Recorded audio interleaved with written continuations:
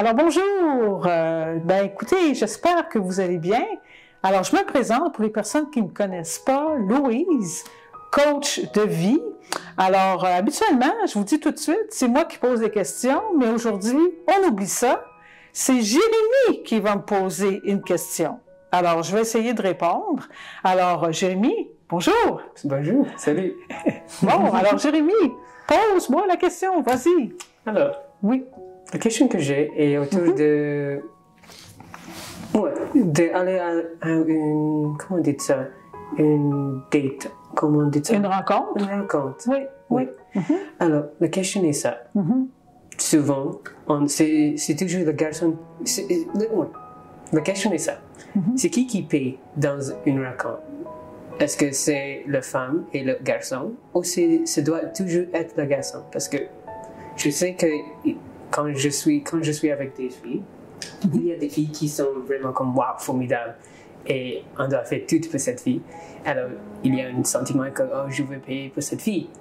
Mais il y a aussi des filles quand on commence les relations avec, mais on ne sait pas qui elle est à ce moment. On ne sait pas si elle est une bonne personne pour votre vie ou une mauvaise personne pour votre vie.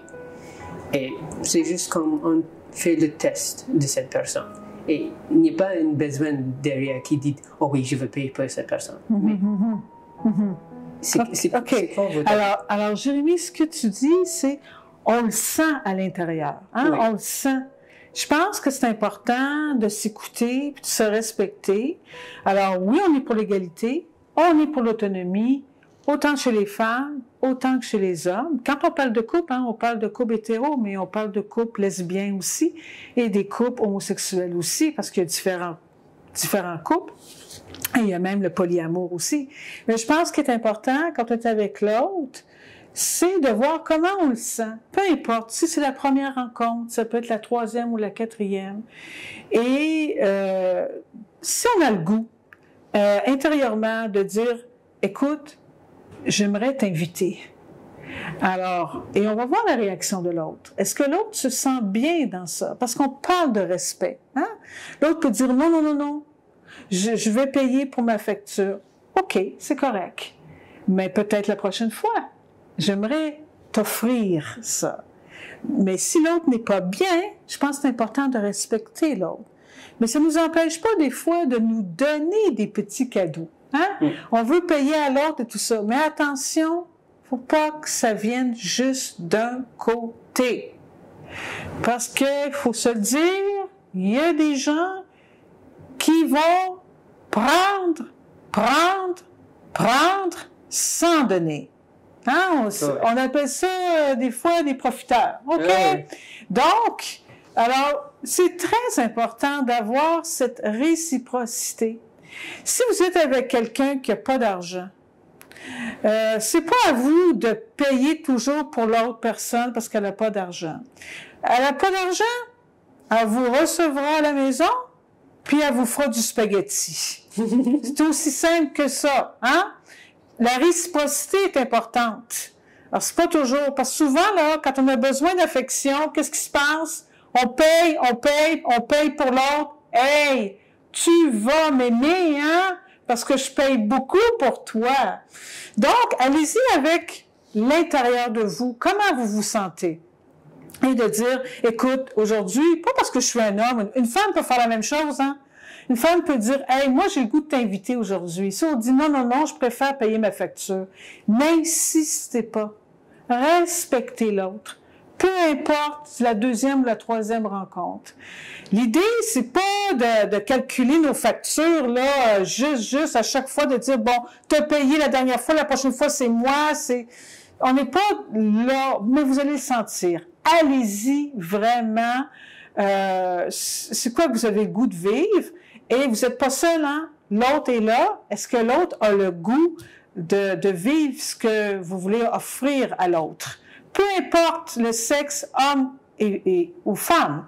Et ça m'amène à dire aussi de voir un peu, est-ce qu'il y a vraiment, parce qu'on entend souvent parler des différences entre hommes et femmes, hein, au niveau des relations. Hein? Souvent, on va dire, ah, parce que malheureusement, on appelle ça des stéréotypes, hein? Les hommes qui vont vers les femmes, puis qui vont les cruiser, puis tac. Est-ce qu'on peut rencontrer aussi des femmes qui vont séduire? Des fois, c'est pour le plaisir d'exister, qui vont séduire pour dire, est-ce que je peux encore plaire? Hein? Est-ce que j'ai un besoin d'être rassuré aussi? Mm-hmm. Parce que les hommes peuvent séduire, mais il y a des femmes séductrices. Oui! Est-ce que tu as rencontré, Jérémie, des femmes qui sont séductrices dans ta vie? Ah oui. Tu en as rencontré beaucoup, hein? Ah oui, c'est ça. Mais... Oui. Mais autour de la question, parce que souvent quand j'ai cette question dans ma tête, je pense que c'est pas respecté, comme c'est une première raconte. Là, tu reviens avec... on n'a pas fini, on revient encore au restaurant parce que, Jérémie, encore une autre question. Vas-y. Oui. Je toujours trouve, parce que c'est la première raconte. Oui. On veut faire une bonne image, mais en même temps, c'est deux personnes qui ne connaissent pas chacune. Qui ne se connaissent pas. Oui. Alors, toi, Jérémie, qu'est-ce que tu ferais? Une première rencontre, vous ne vous connaissez pas. Mm-hmm. Alors, qu'est-ce que tu ferais, toi? Alors, je vais dire que je vais payer. Est-ce que c'est OK? Parce que c'est notre première fois de raconter. OK. Tu peux payer et je peux payer pour notre nourriture. Parce que c'est notre première fois. Donc, chacun paierait sa nourriture, son lunch. Bon, moi, je trouve que ça a bien du sens. C'est la première rencontre. Donc, chacun paye pour lui-même. Et après ça, on verra un peu comme on s'est dit. On fait ça avant la raconte. Ah, ce serait peut-être bien d'en parler avant la rencontre. Est-ce que tu penses que ce serait une bonne idée? On peut voir si c'est un type de personne qui veut juste aller à cette rencontre, juste pour manger, ou si c'est une personne qui veut venir avec nous pour cette rencontre pour juste parler. OK, donc ce que tu dis, c'est qu'on pourrait déjà décider de voir, est-ce que cette personne-là vient pour le lunch qu'on voudrait lui payer, ou elle vient pour nous? Oui. C'est ça qui est bien. Est-ce qu'on est apprécié pour ce qu'on paye, ou on est apprécié pour soi-même? Et on peut vérifier ça. Mais c'est possible aussi peut-être, au restaurant même, de dire, écoute, on mange, je paye ma facture, tu payes ta facture, ça te convient. On peut peut-être le dire avant, ou on peut peut-être le dire pendant qu'on mange aussi. Alors, il se peut que ce soit la première et la dernière fois que vous mangez avec cette personne. Parce que si cette personne-là s'attendait à ce que ce soit vous qui payez, c'est la dernière fois, je vous le dis. Donc, dans une première rencontre, chacun peut payer. Hein? Ça, je pense que ça peut se faire. Et les autres rencontres, là, vous décidez ensemble. Hein? Ça peut être ça. OK. Et est-ce qu'on peut continuer de parler un peu des relations? Comment ça se passe? Est-ce que c'est juste les hommes qui vont séduire? Est-ce que les femmes vont séduire aussi? Est-ce que les femmes vont... oui, les femmes séduisent aussi. Elles séduisent aussi, hein, quand même? C'est 2024. Les garçons et les filles font des choses. C'est ça, hein? On n'est pas en 1950 où ce que la femme attend d'être dans une salle de danse, qu'elle attend que l'homme vienne vers elle pour l'inviter à danser. Non, on n'est plus là, hein? On n'est vraiment plus là. Alors, donc, c'est ça. Et comment aujourd'hui, parce qu'on parle d'égalité, comment dans un couple, comment la séduction se fait, comment la rencontre peut se faire de façon respectueuse? Est-ce que c'est possible? Est-ce que c'est possible? Oui. Parce que souvent, des fois, on appelle ça un front, hein? Un front, hein? Je veux montrer mon meilleur, mais là, ce qu'on parle ici, quand vous venez me rencontrer, on parle d'authenticité, là. Là, on n'est plus dans les masques. On n'est plus dans le « regarde, moi, le meilleur ». Parce que si ça fonctionne, votre rencontre, si vous commencez une relation, vous ne pouvez pas rester toujours dans le masque. Ah oui. On devient authentique. Si vous vivez une passion, wow! Un shoot affectif et que ça fait du bien. Mais je vous dis tout de suite, hein, ça ne dure pas. Hein? Ça dure pas. Oui, parce qu'il y avait une fille que j'ai connue. Oui. 6 mois. Oui. Était respectueuse. Oui. Mais quand on voit cette personne avec ses amis, c'est comme, wow, c'est une différente personne, totalement. Ah, ben voilà. C'est vrai que les amis sont vraiment similaires avec les personnes. Oui, puis il y a un autre truc aussi, quand on parle de restaurant. Oui. Si vous voulez voir, c'est votre première rencontre avec l'autre. Si vous voulez voir comment est son style et tout ça, regardez comment est-ce que la personne va parler à la serveuse ou au serveur. La façon dont la personne va parler au serveur et à la serveuse, ça va être la même façon que cette personne va vous parler. OK? C'est un bon indicateur.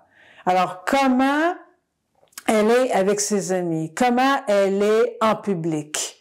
Parce que là, on parle de relations respectueuses. Ouais. Que ça vienne d'un homme, que ça vienne d'une femme, il y a toujours le côté séduire, séduire, séduire. Moi, j'ai le goût de dire, mettez de l'originalité dans votre relation. C'est super. Mais ce que je pense qui est important, c'est de rester authentique dans la relation. Et quand la fille elle ne montre pas de respect, quitte. C'est pas votre faute. Si la fille a des problèmes et elle veut être fâchée pour aucune raison, et vous avez déjà essayé de parler gentiment avec cette personne aussi, elle ne veut pas être gentille, c'est pas votre faute. C'est pas à vous de réparer une personne qui est brisée. Respectez vous-même. Mais ce que Jérémie dit, c'est fondamental, mais pour ça, il faut apprendre à commencer à s'aimer. Oh oui. Pour tout de suite arriver puis dire, je ne veux pas avoir une relation avec cette personne-là parce qu'elle n'est pas, c'est pas une personne constructive pour moi. Une chose que vous avez dit, oui, d'être sécurement attaché avec vous-même. Oui, de façon sécuritaire. Hein? Ce que Jérémie parle d'attachement sécuritaire. Mais ce qui est très, très difficile, si vous n'avez pas eu cet attachement quand vous étiez petit, vous allez vouloir avoir le même style d'attachement que vous avez toujours connu. Et c'est pour ça que les schémas se répètent. On répète notre programmation. Exact, on est programmé. Hein? Donc, c'est comment se donner un attachement sécuritaire. Comment arriver puis dire, moi, là, je suis seule, mais pas vraiment. Parce que j'ai des personnes à l'intérieur de moi.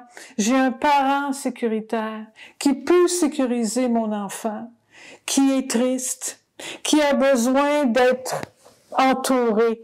J'ai le goût de le faire, mais il y a un micro. Mais vous pouvez le faire à la maison. De dire, hey, moi, je prends du temps pour moi, parce que je m'apprécie. On l'a pas fait quand j'étais petite ou petit. Maintenant, je prends conscience que je peux le faire pour moi. Et à partir de ce moment-là, vos relations ne seront plus jamais les mêmes. Impossible. Parce que si vous apprenez à rencontrer cet enfant qui est à l'intérieur de vous et qui crie à tout le monde, aime-moi, aime-moi, c'est pas les autres qui vont vous donner ça. Oui. C'est juste nous-mêmes. Oui. Hein? C'est un peu ça, hein, Jérémie. Et Jérémie, je pense que tu as appris ça un peu avec notre travail. Oh oui. Hein? C'est un peu avec notre travail. Alors, avec Louise, Coaching Rive-Sud, je vous invite à venir prendre conscience de comment on fonctionne, comment vous fonctionnez, et d'apprendre à vous entourer de gens qui sont formidables. Et je voudrais aussi ajouter que, désolé, mais c'est jamais été mes parents ou mes amis qui m'ont enseigné de comment me aimer. C'était vraiment vous qui m'avez enseigné cette chose. Oui, oui. Parce que ce que Jérémie dit, souvent on pense que c'est les amis, nos parents. Malheureusement, souvent, nos parents n'ont pas appris à s'aimer eux-mêmes. Alors, ils ont une dépendance affective auprès des enfants. Ça ne dit pas qu'ils sont des mauvaises personnes, non. Ça ne dit pas ça. ça ne dit pas ça, mais c'est une réalité. Comment les parents peuvent aimer vraiment leurs enfants quand ils sont eux-mêmes dépendants affectifs? Alors, c'est très, très difficile. C'est pas tout le monde qui arrive à prendre conscience de ça et à faire un travail sur eux-mêmes. Alors, mais quand on est adulte, on peut le faire, ce travail-là. Quand on est enfant, on pense que c'est de cette façon-là qu'on doit être aimé. Et c'est pas comme ça. C'est pas ça, l'amour. L'amour, c'est d'être autonome.